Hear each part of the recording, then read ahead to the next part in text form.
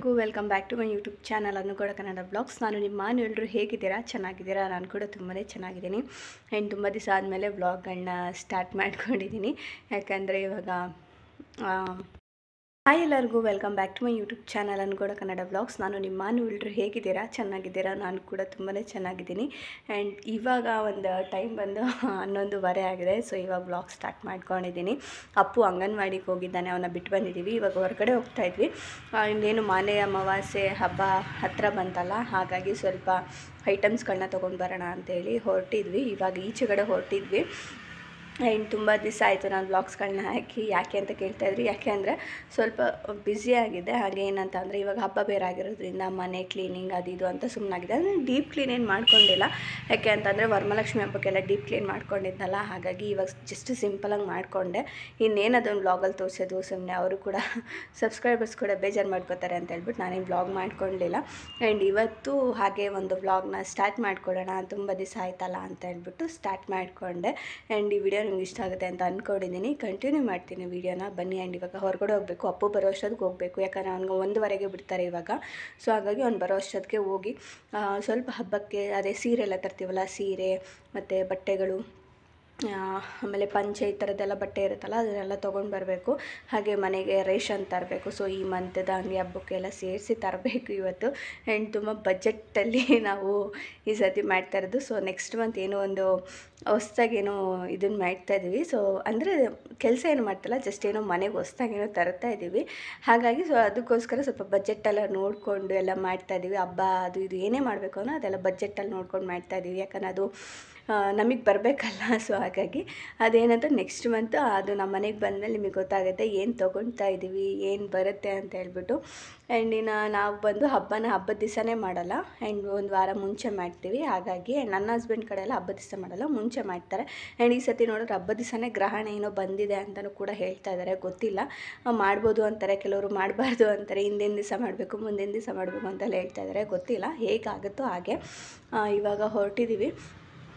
Items ಎಲ್ಲ ತೊಗೊಂಡು ಅವನು ಅಪ್ಪು ಬರೋ ಅಷ್ಟೊತ್ತಿಗೆ ಬರಬೇಕು. ಇನ್ನೂ ನಾನು ಶಾಪ್ ಕೂಡ ಇವತ್ತು ಓಪನ್ ಮಾಡಬೇಕು. ಸ್ವಲ್ಪ ಶಾಪೆಲ್ಲ ಕ್ಲೀನ್ ಮಾಡಿಕೊಂಡು ಜ್ಯುವೆಲ್ರೆಲ್ಲ ಅರೇಂಜ್ ಮಾಡ್ಕೋಬೇಕು. ಸೊ ಕೆಲವು ಕ್ಲೈಂಟ್ಸ್ಗಳು ಬರ್ತೀನಿ ಅಂತ ಹೇಳಿದ್ದಾರೆ, ಜ್ಯುವೆಲ್ರಿಗಳನ್ನ ನೋಡ್ಕೊಂಡು ಹೋಗೋದಕ್ಕೆ ಅಂತ ಹೇಳ್ಬಿಟ್ಟು. ಹಾಗಾಗಿ ಅವರು ಸಂಜೆ ಬರ್ತೀನಿ ಅಂತ ಹೇಳಿದ್ದಾರೆ, ಒಂದು 4-4:30ಗೆಲ್ಲ. ಸೊ ಹಾಗಾಗಿ ಅವರು ಹೋಗಿ ಎಲ್ಲ ಐಟಮ್ಸ್ ಎಲ್ಲ ತೊಗೊಂಡು ಬಂದುಬಿಟ್ಟು ಆ ನಂತರ ಶಾಪ್ನೆಲ್ಲ ಸ್ವಲ್ಪ ಇದನ್ನು ಮಾಡ್ಕೊಂಬಿಡೋಣ, ಜ್ಯುವೆಲ್ರಿ ಎಲ್ಲ ಅರೇಂಜ್ ಮಾಡಿಕೊಂಡು ಅವ್ರಿಗೆ ತೋರಿಸೋ ಥರ ಹೇಗಾಗುತ್ತೋ ಹಾಗೆ ಮಾಡ್ಕೊಳ್ಳೋಣ ಅಂತ ಅಂದ್ಕೊಂಡಿದ್ದೀನಿ. ಹಾಗೆ ತುಂಬ ಜನನೂ ಕೇಳ್ತಾಯಿದ್ರಿ ಶಾಪ್ದು ಹೇಗೆ ನಡೀತಾ ಇದೆ, ಆ್ಯಂಡ್ ನಾವು ಕೂಡ ಮಾಡ್ಬೋದು ಸುಮಾರಷ್ಟು ಪ್ರಶ್ನೆಗಳನ್ನ ಕೇಳ್ತಾಯಿದ್ರಿ. ಸೊ ಇವತ್ತು ಶಾಪ್ ಇದನ್ನು ಮಾಡಿಕೊಂಡು ನಾನು ಆ ಪ್ರಶ್ನೆಗಳಿಗೆಲ್ಲ ಉತ್ತರ ಕೊಡ್ತೀನಿ. ಆ್ಯಂಡ್ ಇದು ತುಂಬಾ ಯೂಸ್ಫುಲ್ ಆಗ್ಬೋದು ಕೆಲವು ಹೆಣ್ಮಕ್ಳಿಗೆ. ಯಾಕಂದರೆ ತುಂಬ ಬೇಗ ಹತ್ರವಾಗಿ ಎಲ್ಲ ಮಾಡಿಬಿಡ್ಬೇಕು ಅನ್ಕೋತಾ ಇರ್ತಾರಲ್ಲ. ಸೊ ಹಾಗಾಗಿ ಆ್ಯಂಡ್ ಈ ಒಂದು ವಿಡಿಯೋ ಅವ್ರಿಗೆ ಯೂಸ್ಫುಲ್ ಆಗ್ಬೋದು ಅಂತ ಅಂದ್ಕೊಂಡಿದ್ದೀನಿ. ಸೊ ಹಾಗಾಗಿ ವಿಡಿಯೋನ ಕಂಟಿನ್ಯೂ ಮಾಡ್ತೀನಿ, ಬನ್ನಿ.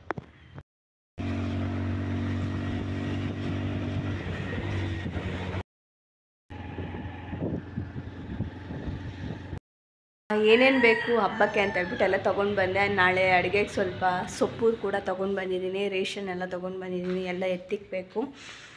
ಆ್ಯಂಡ್ ಯಾಕೋ ಈ ಸತಿ ನನಗೆ ಸೀರೆ ಯಾವುದು ಅಷ್ಟು ಚೆನ್ನಾಗಿರೋದು ಅಂದರೆ ಅಷ್ಟು ಚೆನ್ನಾಗಿರೋದು ಎಲ್ಲೂ ನನಗೆ ಸಿಗಲಿಲ್ಲ. ಯಾಕಂದರೆ ಎಲ್ಲ ಕಡೆ ಸೆಮಿ ಮೈಸೂರು ಸಿಲ್ಕು. ಯಾವುದಾದ್ರು ಚೆನ್ನಾಗಿರೋದು ಬಾರ್ಡ್ರ್ ಸ್ಯಾರಿ ಥರದ್ದು ಏನಾದರೂ ತೋರಿಸಿ ಅಂದರೆ ತೋರಿಸ್ತಾನೇ ಇಲ್ಲ ಅವರು. ಆ್ಯಂಡ್ ನನಗೆ ಇವಾಗ ಸ್ವಲ್ಪ ಊಟ ಮಾಡಿ ಮಲಗಿದ್ದೆ. ನನಗೆ ಯಾಕೋ ಸ್ವಲ್ಪ ತಲೆಯೆಲ್ಲ ನೋವ್ತಾಯಿತ್ತು ಅಂತ ಹೇಳ್ಬಿಟ್ಟು ಮಲ್ಕೊಂಡಿದ್ದೆ. ಹಾಗೆ ಬ್ಲಾಗ್ನ ಕಂಟಿನ್ಯೂ ಮಾಡೋಣ ಅಂತ ಹೇಳ್ಬಿಟ್ಟು ಸ್ಟಾರ್ಟ್ ಮಾಡಿಕೊಂಡೆ. ಆ್ಯಂಡ್ ನಾನು ಸೀರೆ ತರಕ್ಕೆ ಹೋಗಿದ್ನಲ್ಲ, ಸೊ ಪ್ರತಿ ವರ್ಷವೂ ಕೂಡ ಅಷ್ಟೇ. ಆ್ಯಂಡ್ ನಾನು ಸೀರೆ ತರಕ್ಕೆ ಹೋದಾಗ ಅದೇನೋ ಗೊತ್ತಿಲ್ಲ, ನಾನು ಅಲ್ಲಿ ನೆನ್ಮಂಗ್ಲ ಪೇಟೆ ಬೀದಿಗೆ ಹೋಗ್ತೀನಲ್ಲ, ಅಷ್ಟು ನನಗೆ ಸ್ಯಾಟಿಸ್ಫೈ ಆಗೋ ಥರ ಇದೇ ಸಿಗ್ತಾಯಿಲ್ಲ ಸ್ಯಾರೀಸು. ಅದರಲ್ಲಿ ಏನಂದರೆ ಇವಾಗ ಫುಲ್ಲು ಎಲ್ಲರೂ ಸೆಮಿ ಮೈಸೂರು ಸಿಲ್ಕ್ ಅಂತ ಇಟ್ಕೊಂಡ್ಬಿಟ್ಟು ಅಂಗಡಿಗಳಲ್ಲೂ ಅದನ್ನೇ ಹಾಕ್ಬಿಟ್ಟಿದ್ದಾರೆ. ಆ್ಯಂಡ್ ಆ ರೇಟ್ ಕೇಳಿದ್ರೆ ನಮಗೆ ಯೂಶ್ವಲಿ ನನಗೆ ಆ ರೇಟೆಲ್ಲ ಗೊತ್ತಲ್ಲ. ಸೊ ನನಗೆ ಫ್ರೆಂಡ್ಸ್ ಎಲ್ಲ ಇದ್ದಾರಲ್ಲ, ಸೊ ರೀಸೆಲ್ಲಿಂಗ್ ಆ್ಯಂಡ್ ಹಾಗೆ ಸೀರೆ ಎಲ್ಲ ತರಕ್ಕೆ ಹೋಗಿದ್ವಲ್ಲ, ಈ ಶಾಪಲ್ಲಿ ನೆನ್ಮಂಗ್ಲ ಪೇಟೆ ಬೀದಿಲಂತೂ ಹೆಂಗಾಗ್ಬಿಟ್ಟಿದೆ ಅಂದರೆ ಎಲ್ಲ ಶಾಪ್ಗೆ ಹೋದರೂ ಬರೀ ಸೆಮಿ ಮೈಸೂರು ಸಿಲ್ಕ್ ಅಂತ ಹಿಡ್ಕೊಂಡ್ಬಿಟ್ಟಿದ್ದಾರೆ. ನನಗಂತೂ ಅದು ನೋಡಿನೇ ವಾಕ್ಲಿಕ್ಕೆ ಬಂದಂಗೆ ಆಗ್ಬಿಟ್ಟಿದೆ. ಯಾಕಂದರೆ ನಾನು ಕೆಲವೊಂದಿಷ್ಟು ಗ್ರೂಪ್ಸೇ ಅದೇ ರೀಸೆಲ್ಲಿಂಗ್ ಗ್ರೂಪಲ್ಲೆಲ್ಲ ಇದ್ದೀನಲ್ಲ, ಸೊ ಅವರು ನಮ್ಗೆ ಅಮೌಂಟ್ ಎಲ್ಲ ಹಾಕಿ ತೋರಿಸ್ತಾರಲ್ಲ. ಸೊ ಅಲ್ಲಿ ಕೇಳಿದ್ರೆ ಏನು 1 to 2 ಹೇಳ್ತಾ ಇದ್ದಾರೆ. ಅದು ವಿತ್ ವೈಟ್ ಕಲರ್ ಬ್ಲೌಸ್ ಎಲ್ಲ ಬರುತ್ತಲ್ಲ ಆ ಥರ. Full double price. ನಾನು ನಮಗೇನು ಗೊತ್ತಿಲ್ಲ ಅನ್ನೋ ಥರ ಹೇಳ್ತಾ ಇದ್ದಾರಾ ಅಂತ ಹೇಳ್ಬಿಟ್ಟು. ಅದರಲ್ಲಿ ಹೆಂಗಾಗ್ಬಿಟ್ಟಿದೆ ನಂಗೆ ಮೈಸೂರು ಸಿಲ್ಕ್ ನೋಡಿ ನೋಡಿ ನೋಡಿ ಒಂಥರ ವಾಕ್ಲಿಕ್ಕೆ ಬಂದಂಗೆ ಆಗ್ಬಿಟ್ಟಿದೆ. ಅಯ್ಯಯ್ಯಪ್ಪ ಏನಪ್ಪ ಇದೇನಾ ಅಂತ ಅನ್ನಿಸ್ಬಿಡ್ತು. ಅವರಂತೂ ನಾನು ಹೇಳ್ತಾನೆ ಇದ್ದೀನಿ ಚೆನ್ನಾಗಿರೋದು ಒಂದು ಬಾರ್ಡ್ರ್ ಸೀರೆ ಆದರೂ ತೋರಿಸಿ. ನಾನು ಅಂದ್ಕೊಂಡು ಹೋಗಿದ್ದು ಹಂಗೇ, ಯಾಕಂದರೆ ಮೈಸೂರು ಸಿಲ್ಕೆಲ್ಲ ಸೀರೆ ಇದೆಯಲ್ಲ, ಸುಮ್ಮನೆ ಬಾರ್ಡ್ರ್ ಸ್ಯಾರೀಸ್ಗಳನ್ನ ತೊಗೊಳ್ಳೋಣ, ಯಾವುದಾದ್ರು ಒಂದು ಚೆನ್ನಾಗಿರೋದು ಯಾವುದಾದ್ರೂ ಫಂಕ್ಷನ್ಸ್ಗೆಲ್ಲ ಚೆನ್ನಾಗಿರೋದು ತೊಗೊಳ್ಳೋಣ ಅಂದ್ಕೊಂಡು ಕಾಂಟ್ರಾಸ್ಟ್ ಕಲರ್ಗಳಲ್ಲಿ ಕೇಳಿದೆ. ಅವ್ರ ಹತ್ರ ಅಂತೂ ನನಗೆ ಅವ್ರು ಯಾವುದೂ ತೋರಿಸ್ಲೇ ಇಲ್ಲ, ಎಲ್ಲ ಹಳೇ ಕಾಲದ್ದು, ಆಮೇಲೆ ಹಳೇ ಇದರಲ್ಲಿ ಪ್ಯಾಟ್ರನ್ಸ್ ಇರುತ್ತಲ್ಲ ಆ ಥರದ್ದೇ ತೋರಿಸಿದ್ರು. ಯಾಕೋ ನಂಗೆ ಇಷ್ಟನೂ ಆಗಲಿಲ್ಲ ಈ ಸತಿ, ಹಂಗೆ ಅನ್ನಿಸ್ತು. ನೆಕ್ಸ್ಟ್ ಟೈಮ್ ಏನಾದರೂ ಚಿಕ್ಕಪೇಟೆಗೆ ಹೋದಾಗ ಎಲ್ಲ ಹಬ್ಬಗಳಿಗೂ ಸೇರಿಸಿ ಸೀರೆ ತೊಗೊಂಬಂದುಬಿಡ್ಬೇಕು. ಸುಮ್ಮನೆ ಅವಾಗವಾಗ ನಾವು ಕೂಡ ಚಿಕ್ಕಪೇಟೆಗೆ ಹೋಗೋದಕ್ಕಾಗಲ್ಲ ಅಲ್ವಾ, ಹಾಗಾಗಿ ಹಂಗೆ ಅನ್ನಿಸ್ತು. ಕಾಂಟ್ರಾಸ್ಟ್ ಕಲರ್ಗಳು ತೊಗೊಂಡಿದ್ರೆ ಚೆನ್ನಾಗಿರೋದು ಅಂತ ಅನ್ನಿಸ್ತು. ಆ್ಯಂಡ್ ನಾನು ಇವಾಗ ತೊಗೊಂಬಂದಿರೋ ಸ್ಯಾರಿ ಬಂದು ಇದು ಕೂಡ ಬಾರ್ಡರ್ ಸ್ಯಾರಿ, ಆದರೆ ಗ್ರೀನ್ ಕಲರಲ್ಲಿದೆ. Green with pink colour border ಬರುತ್ತೆ, ಅಂದರೆ ಡಬಲ್ ಶೇಡ್ ಥರ ಬರುತ್ತೆ. ಅಲ್ಲೇ ಓಪನ್ ಮಾಡಿ ಎಲ್ಲ ತೋರಿಸಿದ್ರು. ಸೊ ಈ ಥರ ಬರುತ್ತೆ ನೋಡಿ, ಇದು ಬಾರ್ಡರು. ಆ್ಯಂಡ್ ಇದು ಪೂರ್ತಿ ಪಿಂಕ್ ಆ್ಯಂಡ್ ವಿತ್ ನವಿಲ್ ಡಿಸೈನ್ ಬರುತ್ತೆ. ಇದು ಫುಲ್ಲು ಸೀರೆ ಕೂಡ ಒಂಥರ ನವಿಲ್ ಶೇಪಲ್ಲಿ, ಫ್ಲವರ್ ಇರೋ ಶೇಪಲ್ಲಿ ಬರುತ್ತೆ. ಅಲ್ಲಿ ಎಷ್ಟೋ ಸೀರೆಗಳು ನೋಡಿಬಿಟ್ಟು ನನಗೆ. ಆ್ಯಂಡ್ ಇಲ್ಲಿ ನೀವೇನು ನೋಡ್ತಾ ಇದ್ರಲ್ಲ, ಇದು ಪಿಂಕ್ ವಿತ್ ಗ್ರೀನು. ನನ್ನ ಹತ್ರ ಆಲ್ರೆಡಿ ಒಂದು ಪಿಂಕ್ ವಿತ್ ಗ್ರೀನ್ ಸ್ಯಾರಿ ಇದೆ, ಆಲ್ಮೋಸ್ಟ್ ಒಂದು 2-3 ಕಲರ್ ಇದೆ. ಕಾಂಟ್ರಾಸ್ಟ್ ಹುಡುಕ್ತಾ ಇದ್ದರೆ ನನಗೆ ಯಾವುದೂ ಸಿಗಲಿಲ್ಲ. ಓಕೆ, ಇವಾಗ ಸದ್ಯಕ್ಕೆ ಇದನ್ನೇ ತೊಗೊಳ್ಳೋಣ ಅಂತೇಳಿ ಈ ಥರದ್ದೊಂದು ಸ್ಯಾರಿ ತೊಗೊಂಡು ಬಂದೆ. ಬಾರ್ಡರ್ ಸ್ಯಾರಿನೇ ಇದು, ಚೆನ್ನಾಗಿದೆ, ರೀಸನಬಲ್ ಪ್ರೈಸ್ ಕೂಡ ಅಂತ ಅನ್ನಿಸ್ತು. ಸೊ ಹಾಗಾಗಿ ಇದನ್ನೊಂದು ತೊಗೊಂಡು ಬಂದೆ. ಬಾರ್ಡರ್ ಕೂಡ ಅಷ್ಟೇ ಡಿಸೆಂಟಾಗಿದೆ, ಚೆನ್ನಾಗಿದೆ. ಆ್ಯಂಡ್ ಏನಂದರೆ ಅಂಥ ಕಲೆಕ್ಷನ್ಸ್ ಏನಿಲ್ಲ. ನಾನೇನೇನೋ ಅಂದ್ಕೊಂಡು ಹೋಗ್ತೀನಿ, ಯಾವುದ್ಯಾವುದೋ ಇದರಲ್ಲಿ ಸೀರೆಗಳನ್ನೆಲ್ಲ ತರಬೇಕು ಅಂತ ಒಂದು ಐಡಿಯಾದಲ್ಲಿ ಹೋಗಿರ್ತೀನಿ. ಆದರೆ ಅಲ್ಲಿ ಕಲೆಕ್ಷನ್ಸ್ ನೋಡಿದ್ರೆ ನಮಗೆ ಅಷ್ಟೊಂದು ಇಷ್ಟ ಆಗೋದೇ ಇಲ್ಲ. ಇನ್ನು ಮಾಮೂಲಿ ಅಮ್ಮಂಗೆ ಸೀರೆ ಆ್ಯಂಡ್ ಅಪ್ಪಂಗೆ ಇಡೋಕ್ಕೆ ಪಂಚೆ, ಆಮೇಲೆ ವಸ್ತ್ರ ಏನೇನೆಲ್ಲ ಹೇಳ್ತಾರಲ್ಲ ಅದನ್ನೆಲ್ಲ ತೊಗೊಂಡು ಬಂದೆ. ಆಮೇಲೆ ಟವಲ್, ಅದ್ರ ಜೊತೆ ಎಲ್ಲ ಟವಲೆಲ್ಲ ಇಡ್ತೀವಲ್ಲ ನಾವು ಬಟ್ಟೆನ, ಸೊ ಹಾಗಾಗಿ ಅದಕ್ಕೆ ಅಂತ ಹೇಳ್ಬಿಟ್ಟು ಎಲ್ಲನೂ ತೊಗೊಂಡು ಬಂದೆ. ಇನ್ನು ಅಪ್ಪಗೂ ಕೂಡ ಬಟ್ಟೆ ಬೇಕಾಗಿತ್ತು, ಅವ್ನಿಗೆ ಹಬ್ಬದ ದಿವಸ ಹಾಕ್ಕೊಳ್ಳೋಕ್ಕೆ ಅಂತೇಳಿ. ಅವ್ನಿಗೊಂದು 2 ಜೊತೆ ಮಾಮೂಲಿ ಡೈಲಿ ನಾವು ಇದಕ್ಕೆ ಹೋಗ್ತೀವಿ, ಅಲ್ಲೊಂದು ಸೇಲ್ ಥರ ಇದೆ. ಸೇಲ್ ಅಂತ ಅಂದರೆ ಕಾಟನ್ ಸೇಲ್ ಅಂತ ಹೇಳ್ತಾರೆ ಅದಕ್ಕೆ. ಕಾಟನ್ ಸೇಲ್ ಮತ್ತು ತುಂಬ ಕಲೆಕ್ಷನ್ಸ್ ಏನಂದರೆ ಮಕ್ಳದ್ದು ತುಂಬ ಚೆನ್ನಾಗಿರುತ್ತೆ ಅಲ್ಲಿ. ಶರ್ಟು, ಚಡ್ಡಿಗಳು ಈ ಥರದ್ದೆಲ್ಲ. ಸೊ ಅವನೇನಂದರೆ ಜಾಸ್ತಿ ಇವಾಗ ಅಂಗನವಾಡಿಗೆ ಹೋಗ್ತಾನಲ್ಲ, ಇದಕ್ಕೂ ಆಗುತ್ತೆ ಅಂತ ಹೇಳ್ಬಿಟ್ಟು ಮಾಮೂಲಿ ತುಂಬ ಸಿಂಪಲ್ ವೇರ್ಸು ಗೊತ್ತಾ, ನಾವು ಅಂಗಡಿಗಳು ಕೇಳಿದ್ರೆ ತುಂಬ ರೇಟ್ ಹೇಳ್ತಾರೆ. ಅಟ್ಲೀಸ್ಟ್ ಅವ್ನು ಬೆಳೀತಾ ದೊಡ್ಡವನಾಗ್ತಾಯಿದ್ದಾನೆ, ಸೈಜ್ ಕೂಡ ತುಂಬಾ ವೇರಿಯೇಷನ್ಸ್ ಆಗ್ತಾಯಿದೆ ಅಂತ ಹೇಳ್ಬಿಟ್ಟು ನಾನೇನು ಎಲ್ಲೂ ದೊಡ್ಡ ಶಾಪ್ಗೆಲ್ಲ ಹೋಗ್ತಾರಲ್ಲ, ಜಸ್ಟ್ ಈ ಥರ ಸೇಲ್ಸ್ಗಳಿಗೆ ಹೋಗಿ ಅಲ್ಲೇ ಹೋಗಿ ಬಟ್ಟೆಗಳನ್ನ ಅವ್ನಿಗೆ ಡೈಲಿ ವೇರ್ಸು, ಅಂಗನವಾಡಿಗೆ ಹಾಕ್ಕೊಂಡು ಹೋಗೋದಕ್ಕೆ ಏನೇನು ಬೇಕು ಅದೆಲ್ಲ ತೊಗೊಂಡು ಬಂದುಬಿಡ್ತೀನಿ. ಸೊ ಇಷ್ಟೇ ನಾವು ಸ್ಯಾರಿ ಶಾಪಿಂಗ್ ಅಂತಲೇ ಹೇಳ್ಬೋದು. ನಾನಲ್ಲೆಲ್ಲ ಏನು ವೀಡಿಯೋಸ್ ಏನು ಮಾಡ್ಕೊಳ್ಳಲಿಲ್ಲ, ಯಾಕಂದರೆ ತುಂಬ ಜನ ಇರ್ತಾರೆ ಅಲ್ವಾ. ಆ್ಯಂಡ್ ಅವ್ರಿಗೂ ಅದು ಕಂಫರ್ಟಬಲ್ ಅಲ್ಲ, ನನಗೂ ಅದೊಂಥರ ಅವ್ರ ಮುಂದೆ ಮಾಡ್ಕೊಳ್ಳೋಕೆ ಏನೋ ಒಂಥರ. ಇನ್ನೂ ನನಗದು ಈಚೆಗಡೆ ವೀಡಿಯೋಸ್ ಮಾಡೋದು ಇನ್ನೂ ಅಷ್ಟು ಅಡ್ಜಸ್ಟೇ ಆಗಿಲ್ಲ ಅಂತಲೇ ಹೇಳ್ಬೋದು. ನೋಡೋಣ. ಇವಾಗ ನಾವು ಹಬ್ಬ ಮಾಡೋದು ಫ್ರೈಡೇ, ಅಂದರೆ ಇನ್ನೇನು ನಾಳಿದೆ. ಸೊ ಹಾಗಾಗಿ ಇವತ್ತು ಹೋಗಿ ಎಲ್ಲ ತೊಗೊಂಡು ಬಂದಿದ್ದೀನಿ. ನಾಳೆ ಹೋಗಿ ಅವರು ಸ್ವಲ್ಪ ಹಣ್ಣುಗಳು ಎಲ್ಲ ತೊಗೊಂಡು ಬಂದರೆ, ತರಕಾರಿ, ಹೂವು ಏನೇನೆಲ್ಲ ಬೇಕು, ಆಮೇಲೆ ಬೇಕ್ರಿ ತಿಂಡಿಗಳು ಏನೇನೆಲ್ಲ ಬೇಕು ಅದನ್ನೆಲ್ಲ ನಾಳೆ ತೊಗೊಂಡು ಬಂದರೆ ಅಲ್ಲಿಗೆ ಆಗುತ್ತೆ. ಆ್ಯಂಡ್ ಇವತ್ತು ಒಂಚೂರು ಶಾಪ್ನೆಲ್ಲ ಇದನ್ನು ಮಾಡ್ಕೊಳ್ಳೋಣ ಅಂತ ಅಂದ್ಕೊಂಡಿದ್ದೀನಿ. ಸೊ ಹಂಗೆ ವ್ಲಾಗ್ನ ಕಂಟಿನ್ಯೂ ಮಾಡ್ತೀನಿ, ಬನ್ನಿ. ಇನ್ನು ನಾನು ಕೂಡ ಶಾಪ್ ಕ್ಲೀನ್ ಮಾಡ್ಕೊಳ್ಳೋಣ ಅಂತ ಬಂದೆ. ಹೇಗೋ ಹಬ್ಬಕ್ಕೆಲ್ಲ ಕ್ಲೀನ್ ಮಾಡ್ಕೊಂಡಿದ್ನಲ್ಲ, ಹಾಗಾಗಿ ಶಾಪ್ನು ಕೂಡ ಹಾಗೆ ಕ್ಲೀನ್ ಮಾಡಿಕೊಂಡು, ಇವತ್ತು ಒಬ್ಬರು ಕ್ಲೈಂಟ್ಸ್ ಕೂಡ ಜ್ಯುವೆಲ್ರಿ ನೋಡೋಕೆ ಬರ್ತೀನಿ ಅಂತ ಹೇಳಿದರು. ಸರಿ ಆಯಿತು, ಅವ್ರು ಬರೋಷ್ಟೊತ್ತಿಗೆ ಸ್ವಲ್ಪ ಎಲ್ಲ ಮಾಡ್ಕೊಂಬಿಡೋಣ ಅಂತೇಳಿ ಮಾಡ್ತಾಯಿದ್ದೆ. ಆ್ಯಂಡ್ ನಾನು ಆಲ್ರೆಡಿ ಅಂಗಡಿ ಓಪನ್ ಮಾಡಿ ಒಂದು ವಾರದ ಮೇಲೆ ಆಯಿತು. ಯಾರಾದರೂ ಐಬ್ರೋಗೆ ಬಂದರೆ ತೆಗಿತಾಯಿದ್ದೆ, ಮಾಡ್ತಾಯಿದ್ದೆ, ಹಾಗೆ ಕಳಿಸ್ಬಿಡ್ತಾಯಿದ್ದೆ. ಏನೇನೂ ಕ್ಲೀನ್ ಮಾಡ್ಕೊಳೋಕ್ಕಾಗಿರಲಿಲ್ಲ. ಸ್ವಲ್ಪ ಮಿಸ್ಸಿ ಕೂಡ ಆಗಿತ್ತು ಎಲ್ಲನೂ, ಹಾಗಾಗಿ ಇವತ್ತು ಅದನ್ನೆಲ್ಲ ಮಾಡ್ಕೊಳ್ಳೋಣ ಅಂತೇಳಿ ಮಾಡ್ಕೊತಾ ಇದ್ದೀನಿ. ಹಾಗೆ ತುಂಬಾ ಹೆಣ್ಮಕ್ಳು ಕೇಳ್ತಾಯಿದ್ರು ನನಗೆ ಕಲಿತಾಗಿಂದನೂ ಕೇಳ್ತಾಯಿದ್ದಾರೆ. ನಾನು ಆದಷ್ಟು ಹೇಳಿದ್ದೀನಿ. ಆ್ಯಂಡ್ ಇವತ್ತು ಶಾಪ್ ಮಾಡಿ ನಾನಿವತ್ತು ತುಂಬ ಜನ ಅಂದ್ಕೊಂಡಿದ್ದಾರೆ ವ್ಲಾಗ್ಸಲ್ಲೆಲ್ಲ ತೋರಿಸಿದಾಗ ಶಾಪ್ ಮಾಡಿರೋದಕ್ಕೆ ಅವ್ರು ತುಂಬ ಚೆನ್ನಾಗಿ ಅರ್ನಿಂಗ್ಸ್ ಆಗ್ತಾಯಿದೆ ಆ್ಯಂಡ್ ತುಂಬ ಚೆನ್ನಾಗಿ ಇದನ್ನು ಮಾಡ್ಕೊತಾ ಇದ್ದಾರೆ ಅಂತ. ಖಂಡಿತವಾಗ್ಲೂ ಹೌದು, ನಾನು ಇಲ್ಲ ಅಂತ ಖಂಡಿತವಾಗ್ಲೂ ಹೇಳಲ್ಲ. ಆದರೆ ಅದರಿಂದ ತುಂಬಾ ಸ್ಟ್ರಗಲ್ಸ್ ಇದೆ. ಇವಾಗ ಅನಿಸುತ್ತೆ ಕೆಲವೊಂದು ಸರ್ತಿ, ಅಯ್ಯೋ ಯಾಕಾದರೂ ಮಾಡಿದ್ನಪ್ಪ, ಯಾಕಾದರೂ ಇಷ್ಟೊಂದೆಲ್ಲ ಇನ್ವೆಸ್ಟ್ಮೆಂಟ್ ಮಾಡಿಬಿಟ್ನಪ್ಪ ಅಂತಲೂ ಒಂದೊಂದು ಸರ್ತಿ ಅನಿಸಿದೆ. ಆದರೆ ಏನೂ ಮಾಡೋಕ್ಕಾಗಲ್ಲ, ಇದೊಂದು ಪ್ರೊಫೆಷ್ನಲ್ಲು. ಏನೋ ಒಂದು ಮಾಡಬೇಕು ಅಂದರೆ ನಾವು ಇನ್ವೆಸ್ಟ್ಮೆಂಟ್ ಮಾಡಲೇಬೇಕು, ಏನಾದರೂ ಒಂದು ಮಾಡಲೇಬೇಕು ಅಂತ ಅವಾಗವಾಗ ಅನಿಸುತ್ತೆ. ಎರಡು ಥರನೂ ಅನಿಸುತ್ತೆ.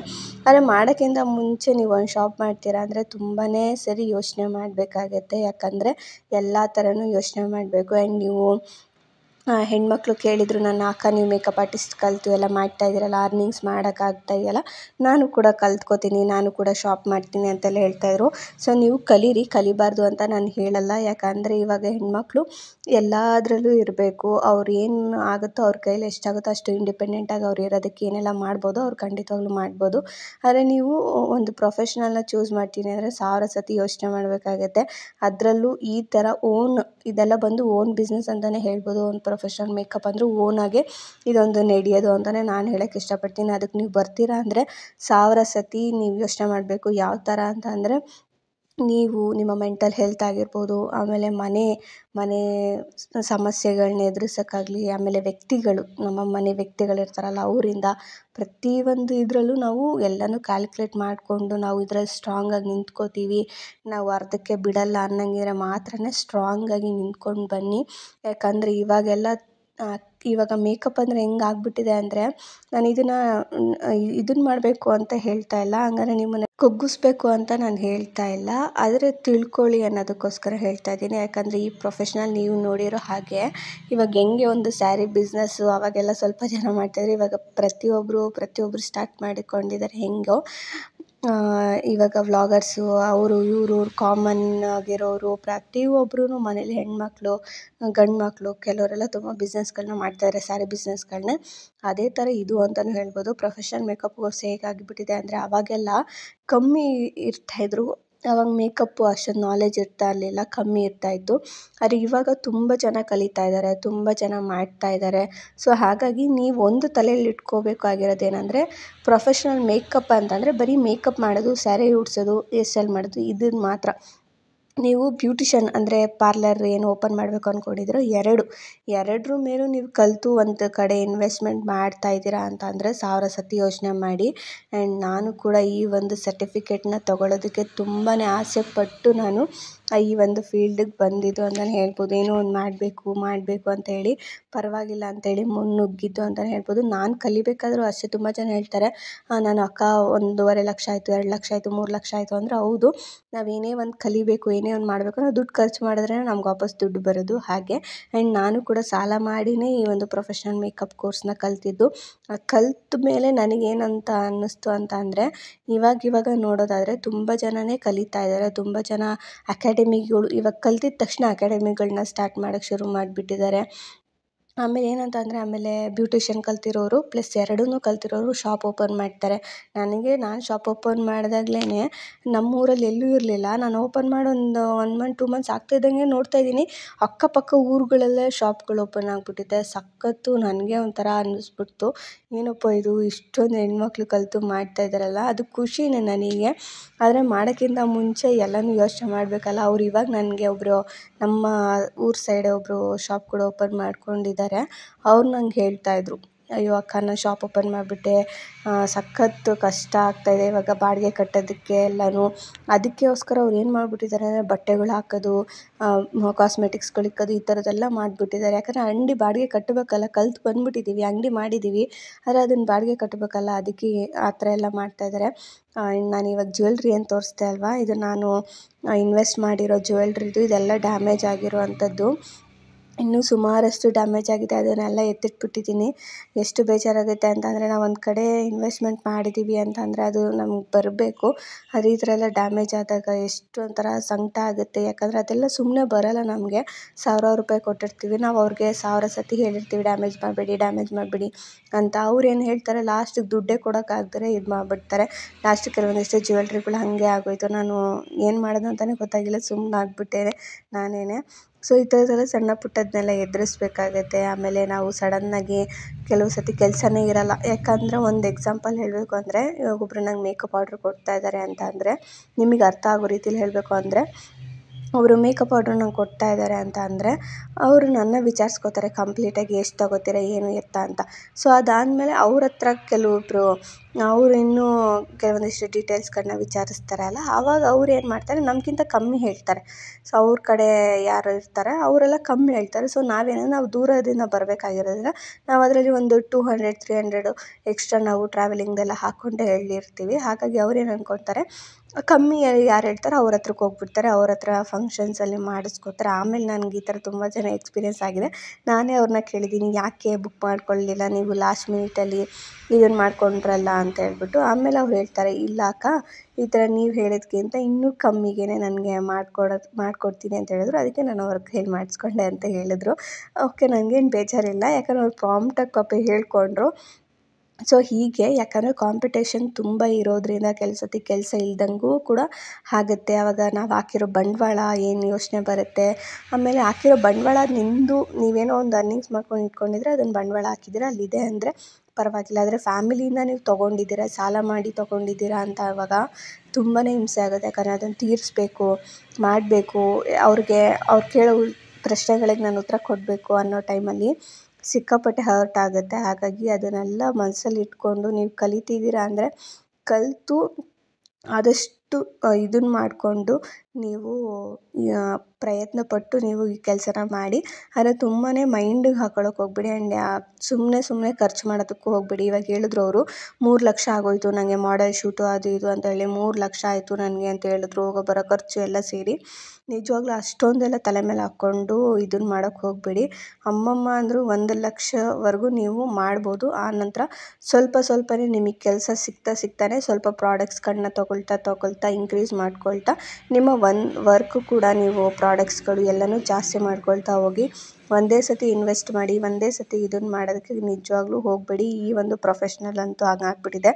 ಇವಾಗೆಲ್ಲ ನಾವು ಕೂಡ ಸ್ಟಾರ್ಟಿಂಗು ಇದೆಲ್ಲ ಫೀಲ್ಡಿಗೆ ಹೋಗೋಕ್ಕಿಂತ ಮುಂಚೆ ನಾವು ಹಾಗೆ ಅಲ್ವಾ ಯೋಚನೆ ಮಾಡ್ತಾಯಿದ್ವಿ, ಯಾರು ಕಮ್ಮಿ ಹೇಳ್ತಾರೋ ಅವ್ರ ಹತ್ರ ಹೋಗಿ ಮಾಡಿಸ್ಕೊಬಿಡೋದು ಅಂತ ನಾವು ಹಾಗೆ ಅಲ್ವಾ ಯೋಚನೆ ಮಾಡ್ತಾಯಿದ್ವಿ. ಸೊ ಇವಾಗೂ ಹಾಗೆ ಯೋಚನೆ ಮಾಡ್ತಾರೆ ಎಷ್ಟೋ ಮಿಡಲ್ ಕ್ಲಾಸ್ ಫ್ಯಾಮಿಲೀಲಿ. ಇವಾಗ ಅದೊಂದು ಯೋಚನೆ ಬಂದಿದೆ, ನಾವು ರೆಡಿ ಆಗಬೇಕು, ನಾವು ಚೆನ್ನಾಗಿ ಕಾಣಿಸ್ಬೇಕು ಅನ್ನೋದೊಂದು ಇರುತ್ತೆ. ಆದರೆ ಅಮೌಂಟ್ ಪ್ರಾಬ್ಲಮ್ ಇರುತ್ತೆ. ಸೊ ಅವಾಗ ಯಾರು ಕಮ್ಮಿ ಹೇಳ್ತಾರೆ ಅವ್ರ ಹತ್ರ ಮಾಡಿಸ್ಕೋತಾರೆ. ಸೊ ಹಾಗಾಗಿ ನಾನು ಹೇಳೋ ಹೆಣ್ಮಕ್ಳು ಕಲಿತಾ ಇದ್ದೀರಾ ಅಂತ ಅಂದರೆ ತುಂಬ ಸತಿ ಯೋಚನೆ ಮಾಡಿ. ಆ್ಯಂಡ್ ಅಕಾಡೆಮಿಗಳನ್ನ ಕರೆಕ್ಟಾಗಿ ಚೂಸ್ ಮಾಡಿ, ಅಮೌಂಟ್ ನೋಡಿ, ಅವ್ರು ಏನು ಹೇಳ್ತಾರೆ ಕೇಳಿ, ಆ್ಯಂಡ್ ಪ್ರತಿಯೊಂದು ಡೀಟೇಲಾಗಿ ನೋಡಿಕೊಂಡು ನೀವು ಕಲೀರಿ. ಸುಮ್ಮನೆ ಅಮೌಂಟನ್ನ ಮಾತ್ರ ವೇಸ್ಟ್ ಮಾಡಬೇಡಿ. ಯಾಕಂದರೆ ಅದು ಮತ್ತೆ ಬರೋಲ್ಲ. ಏನೇ ಒಂದು ಡ್ಯಾಮೇಜ್ ಆದರೂ, ಏನೇ ಒಂದು ಹೋದ್ರೂ ನಮ್ಮದೇ ಹೋಗುತ್ತೆ. ಹಾಗಾಗಿ 1000 ಸತಿ ಯೋಚನೆ ಮಾಡಿ ಒಂದು ಕಲೀರಿ. ಆ್ಯಂಡ್ ಶಾಪ್ ಮಾಡೋದು ಬೆಸ್ಟಾ ಅಂತ ಕೇಳಿದ್ರೆ ನನ್ನ ಪ್ರಕಾರ, ಆ್ಯಂಡ್ ಇವಾಗ ನಾನು ಹೇಳಿದ್ನಲ್ಲ, ರೋಡಲ್ಲೂ ಪಾರ್ಲರ್ಗಳು ಓಪನ್ ಆಗಿಬಿಟ್ಟಿದೆ ಆ್ಯಂಡ್ ಸಲೂನ್ಗಳು ಓಪನ್ ಆಗಿಬಿಟ್ಟಿದೆ. ಆ್ಯಂಡ್ ಏನಂತ ಅಂದರೆ, ನಾವು ಅಂಗಡಿ ಓಪನ್ ಮಾಡಿ ನಮ್ಮದೇಗೋ ಮನೆ ಹತ್ರ ಸ್ವಂತದ್ದಾಗಿರುತ್ತೆ. ನಾನು ಬಾಡಿಗೆ ಕಟ್ಟೋಂಗಿಲ್ಲ, ಟೆನ್ಷನ್ ಮಾಡ್ಕೊಳ್ಳೋಂಗಿಲ್ಲ. ಎಲ್ಲ ಐಟಮ್ಸ್ ಒಂದು ರೂಮ್ಗೆ ಹಾಕಿದ್ದೀನಿ. ಆ್ಯಂಡ್ ಆವಾಗವಾಗ ಯಾರಾದರೂ ಬರ್ತಾರೆ ಫಂಕ್ಷನ್, ಅದೊಂದು ರಿಲ್ಯಾಕ್ಸು. ಆದರೆ ಬಾಡಿಗೆ ಕಟ್ಟಬೇಕು ಅನ್ನೋ ಹೆಣ್ಮಕ್ಳಿದಾರಲ್ಲ, ನಿಜವಾಗ್ಲೂ ಕಣ್ಣಲ್ಲಿ ನೀರು ಹಾಕ್ತಾಯಿದ್ದಾರೆ. ಯಾಕಂದರೆ ನನಗೆ ಗೊತ್ತಿರೋರೇ ಶಾಪ್ ಮಾಡಿಬಿಟ್ಟು ಅವ್ರು ಆಮೇಲೆ ಹೇಳ್ತಿದ್ರು, ಅಕ್ಕ ನಾನು ಬಟ್ಟೆಗಳು ಹಾಕ್ಬಿಟ್ಟಿದ್ದೀನಿ, ಅದರಲ್ಲಿ ಸೇಲ್ ಆದರೆ ನಾನು ಬಾಡಿಗೆ ಕಟ್ಬೋದು ಅಂತ ಹೇಳ್ಬಿಟ್ಟು ಹೆಂಗೆಲ್ಲ ಮಾಡ್ಕೊಂಬಿಟ್ಟಿದ್ದಾರೆ ಅಂದರೆ, ಅಷ್ಟು ಇನ್ವೆಸ್ಟ್ಮೆಂಟ್ ಮಾಡಿಬಿಟ್ಟು ಲಾಸ್ಟಿಗೆ ತಿರ್ಗಾ ಅದು ನಡೆಸೋಕ್ಕೂ ಆಗದೆ, ಈ ಕಡೆ ಕೈ ಬಿಡೋಕ್ಕೂ ಆಗದೆ ಅನ್ನೋ ಪರಿಸ್ಥಿತಿಲಿ ತಂದ್ಕೊಬೇಡಿ. ಸೊ ಅಂಗಡಿ ಮಾಡೋಕ್ಕಿಂತ ಮುಂಚೆ 1000 ಸತಿ ಯೋಚನೆ ಮಾಡಿ ಆಮೇಲೆ ಮಾಡಿ. ಕೆಲವು ಸತಿ ನನಗೂ ಅನಿಸುತ್ತೆ, ಯಾಕಾದರೂ ಅಂಗಡಿ ಮಾಡಿಬಿಟ್ನಪ್ಪ, ಯಾಕಾದರೂ ಇಷ್ಟೊಂದೆಲ್ಲ ಇನ್ವೆಸ್ಟ್ಮೆಂಟ್ ಮಾಡಿಬಿಟ್ನಪ್ಪ. ಹೇಳ್ಬೇಕಾದ್ರೆ ನಾನು ಸ್ವಲ್ಪ ಕಮ್ಮಿನೇ ಇನ್ವೆಸ್ಟ್ಮೆಂಟ್ ಮಾಡಿರೋದು. ಆದರೆ ಯಾಕಾದರೂ ಮಾಡಿದ್ನಪ್ಪ 1 ಲಕ್ಷದ ಗಂಟ ಯಾಕಾದರೂ ಮಾಡಿಬಿಟ್ನಪ್ಪ ಅಂತಲೂ ಅನಿಸಿದೆ ನನಗೆ. ಅಯ್ಯೋ ಮಾಡಲೇಬಾರ್ದಾಗಿತ್ತು ಅಂತ 1000 ಸತಿ ಅನಿಸಿದೆ.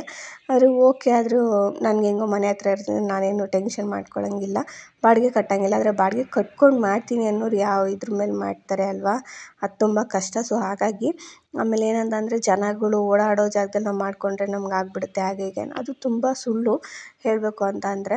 ಯಾಕಂದರೆ ಬರೋರು ಅದರಲ್ಲಿ ಏನಾದರೂ ಹಳ್ಳಿ ಕಡೆ ಸ್ವಲ್ಪ ಕಮ್ಮಿನೇ ನಿಮಗೆ ಫಂಕ್ಷನ್ಸ್ ಅದು ಇದು ಟೈಮಲ್ಲಿ ಬರೋದೇ ಅವರು ಅಪರೂಪ. ಇನ್ನು ಯಾವಾಗಲೂ ಬರ್ತಾರೆ ಅಂದರೆ ಕಮ್ಮಿ. ಸಿಟಿ ಸೈಡ್ ಅಂದರೆ ಸ್ವಲ್ಪ ಹೆಣ್ಮಕ್ಳೆಲ್ಲ ಕೆಲ್ಸಕ್ಕೆ ಹೋಗ್ತಿರ್ತಾರೆ, ಹಾಗಾಗಿ ಬರ್ತಾರೆ, ಮಾಡ್ಕೊತಾರೆ, ಮಾಡಿಸ್ಕೊಂಡು ಕೂಡ ಹೋಗ್ತಾರೆ. ಅವಾಗೇನೋ ಒಂಥರ ಲಾಭ. ಆದರೆ ಈ ಕಡೆ ಎಲ್ಲ ತುಂಬಾ ಕಷ್ಟ. ಹಳ್ಳಿ ಹೆಣ್ಮಕ್ಳು ನೀವು ಮಾಡ್ಕೋಬೇಕು ಅಂತಿದ್ರೆ ಸ್ವಲ್ಪ ಯೋಚನೆ ಮಾಡಿ ಮಾಡ್ಕೊಳ್ಳಿ ಅಂತ ನಾನು ಹೇಳೋಕ್ಕೆ ಇಷ್ಟಪಡ್ತೀನಿ.